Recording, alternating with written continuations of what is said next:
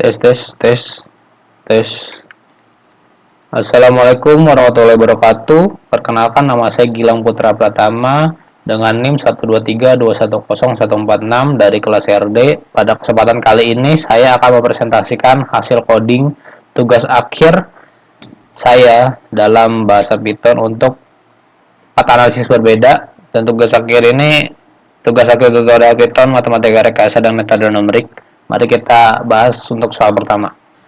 Soal pertama ini ada analisis kekuatan beton akibat penambahan bahan aditif. Di sini ada data dan link driver. Kalau kita pencet dia akan terbuka. Lalu di sini yang pertama yaitu pada soal ini saya menganalisis kekuatan beton yang dipengaruhi oleh penambahan aditif. Langkah pertama yang saya lakukan adalah mengimpor beberapa library penting. Import library. Di sini ada pandas untuk memanipulasi data dalam bentuk data frame. Lalu ada matplotlib.pilot untuk membuat grafik visualisasi dan linear model, yaitu untuk digunakan untuk regresi linear gitu. Lalu selanjutnya setelah library diimport, saya membuat data simulasi yang terdiri dari 3 kolom, yaitu campuran, kekuatan tekan, dan kekuatan tarik. Indonesia untuk campuran ada M1, M2, M3, dan seterusnya. Kekuatan tekan 30, 35, dan seterusnya. Kekuatan tarik 2,5, 2,8, 3,0, dan seterusnya. Lalu untuk menampilkan data yang sudah kita buat, kita menggunakan print.df yang menampilkan beberapa baris pertama dari data frame ini digunakan memeriksa secara sekilas. Selanjutnya, untuk menampilkan data yang sudah kita buat dan untuk memvisualisasinya, yaitu kita menggunakan dfplot di sini, X sebagai campuran, Y sebagai kekuatan tekan dan kekuatan tarik.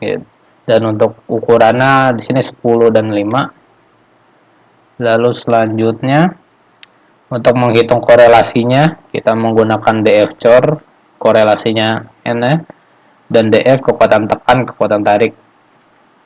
Lalu import matplot.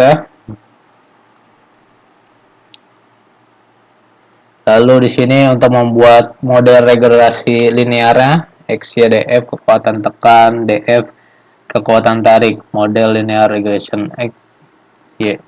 Membuat prediksinya kita buat Y, pred model predik X. Visualisasi hasil regresinya di sini PLT, sketcher, color blue ini untuk warna biru ya. Terus red warna merah. Untuk men-setting warna dan tabel-tabel untuk kekuatan tarik, kekuatan tekan, dan lain-lainnya gitu. Untuk soal nomor 1 bentuknya seperti ini saja dan hasil outputnya. Untuk tabel kekuatan tekan, untuk tabel kekuatan tarik warna oranye, campuran, dan di sini ada hasil output korelasinya. Di sini ada prediksi tarik berdasarkan kekuatan tekannya gitu. Ini grafik ke atas, koefisien 0,5. Lalu untuk soal nomor 2 yaitu analisis volume lalu lintas. Di sini ada data dan link Google Drive, bisa kita pencet. Dan di sini kita akan diarahkan untuk ke data volume hasil lalu lintasnya ya.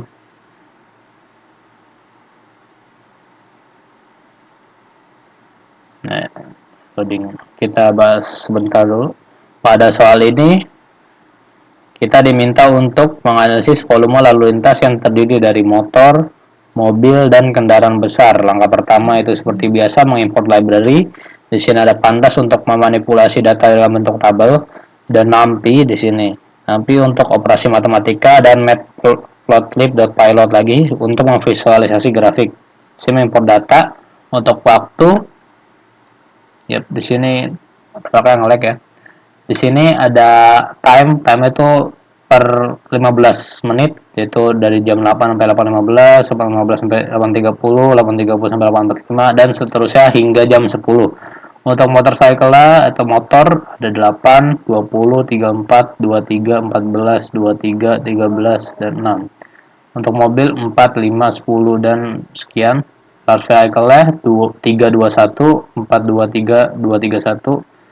Dan sini kita akan membuat data frame df pd data frame data, menghitung IMP-nya di sini yaitu koefisiennya ya. Di sini motorcycle 0,5 dan data untuk mobil cars 1, untuk light vehicle 1,3. Di sini koefisiennya ada di link, ada di PDF tugas besar, ada itu ketentuannya. Dan ini memanggil fungsi hitung IMP-nya, dan ya udah df hitung IMP. Menghitung IMP-nya, lalu di sini menghitung volume puncak jamnya, jam puncaknya. Untuk lalu menganalisis kapasitas jalannya, panjang jalan kali lebar jalan, lalu visualisasi datanya. Visualisasi datanya, kendaraan, IMP motor, IMP car, vehicle total, judulnya, volume sepeda motor, volume mobil, volume kendaraan besar. Lalu sini untuk menginput panjang jalan dan lebar jalannya, kita menginput jalannya berapa meter dalam satuan meter gitu, dan lebar untuk satuan meter juga. Nah, ini proses untuk menghasilkan hasilnya df.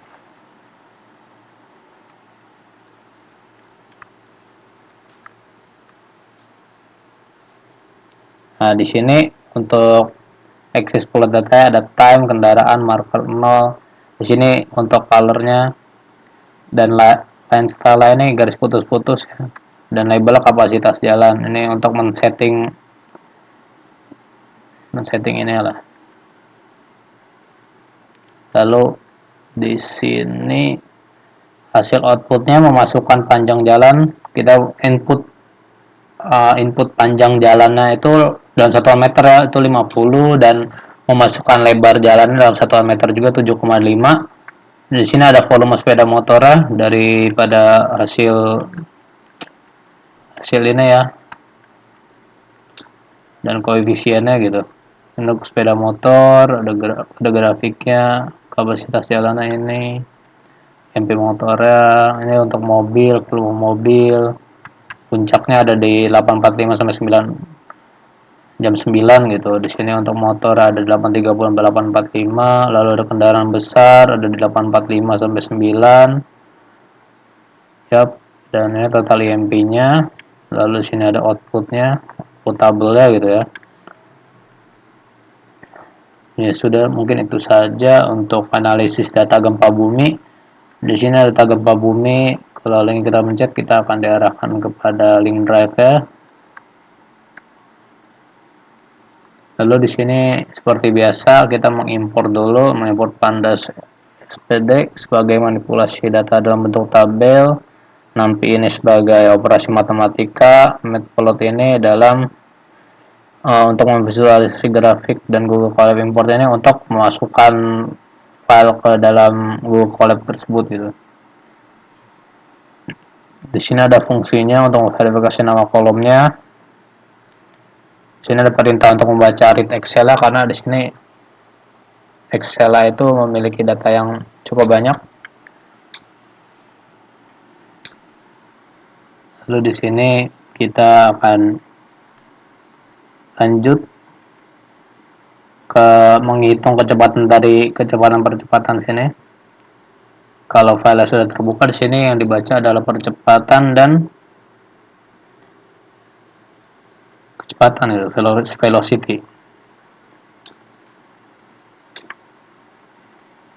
Sini menghitung kecepatan, time acceleration. Di sini untuk kecepatan, time velocity. Lalu intensitas Arias, time acceleration. Lalu menghitung percepatan kuadrat. Nah, accelerationnya itu dikuadratkan. Lalu untuk menemukan extent pertama dan terakhir, lalu fungsi menghitung arms, calculate arms, Excel square. dan fungsi untuk membuat plot grafik. Di sini untuk membuat plot grafiknya, plot datanya ada time, ada acceleration, ada velocity, ada displacement, dan area intensity, first extent, dan last extent gitu. Untuk plot nomor satunya, ini untuk settingan untuk grafiknya gitu ya. Ini untuk plot nomor 2, plot nomor 4, 3, plot nomor 3 dan 4 dan seterusnya. Sini untuk fungsi melakukan analisis gempanya. Di sini sesuai analisis nama file yaitu seismic data, mengupload file setelah diupload, file path-nya kita masukkan, upload key, memuat data, load data, time column dan acceleration column. Nah, kolom untuk waktu dan untuk kecepatan, periksa apakah kolom yang diperlukan ada. Di sini ada if dan else gitu. Untuk menghitung kecepatan perpindahan intensitas Arias, velocity, calculate velocity, time axle. Dan ini sama seperti yang sudah dilakukan di atas. Ada kecepatan kuadrat, menampilkan ini Amax, Vmax dan Umax-nya. NPmax, di sini nama NPmax, VABS, acceleration, velocity dan displacement-nya. Sini kita print F Amax G, Amax 4F, Vmax, Umax, TD dan arms. Lalu menambahkan informasi first dan last extent-nya. Lalu sini ada perintah print untuk memprint hasilnya gitu. Sini time value, time second value G dan time second value G. Lalu plot hasil, plot data dari time, acceleration, velocity, displacement, area intensity, first extent dan last extent. Lalu panggil fungsi analisisnya scientific data. Sini ada kalau kita run gitu ya, kita akan diperintahkan untuk memasukkan file kita yaitu seismic record ini. Kita download dulu file, lalu kita import di sini. Lalu akan keluar data seperti ini. Akan keluar data Amax, Vmax, Umax dan seterusnya. Di sini untuk grafiknya dan second acceleration G-nya. Sini ada waktu dan kecepatannya gitu. Sini ada waktu dan pergerakan atau displacement-nya, time second, area intensity-nya. Lalu untuk selanjutnya yaitu nomor 4, analisis data curah hujan. Seperti biasa, kita mengimport library lagi gitu ya. Pada soal terakhir ini, kita diminta untuk menganalisis data curah hujan yang dihasilkan secara acak menggunakan distribusi gamma.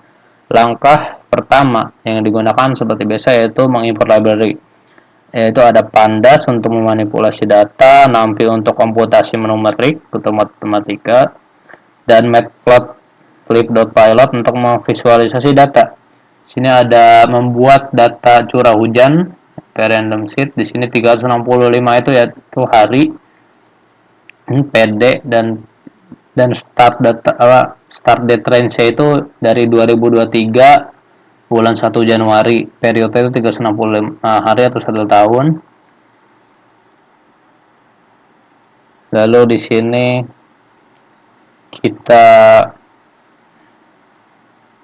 akan membuat data frame dan mengatur indeksnya.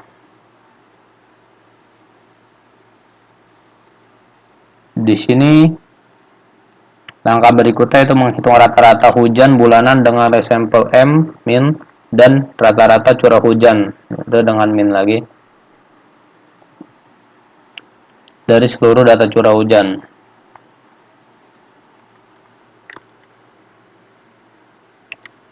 Untuk average-nya atau rata-rata hujannya ini min.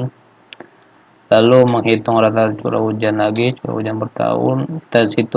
Intensitas maksimum hujan harian kita menggunakan max dan menentukan hari-hari dengan curah hujan ekstrim menggunakan ambang batas curah hujan lebih dari 50 mm.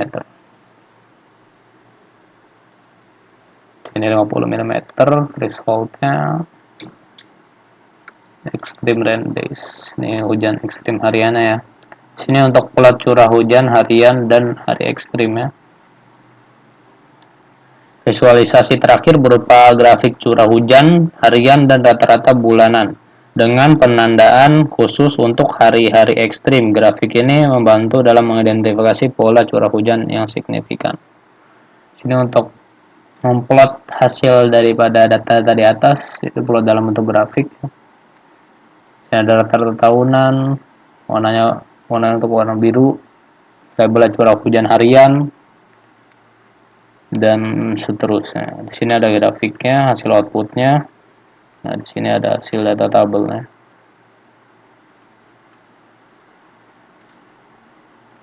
Curah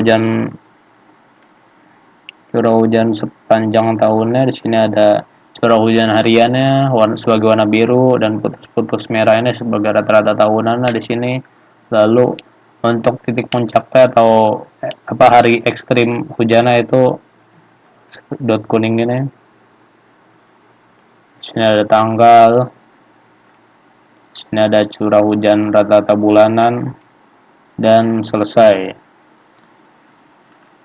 Untuk tugasnya seperti tugas akhir daripada kelas tutorial Python seperti itu untuk presentasi saya.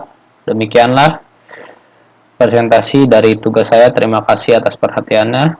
Atas banyak kurangnya saya mohon maaf. Wassalamualaikum warahmatullahi wabarakatuh.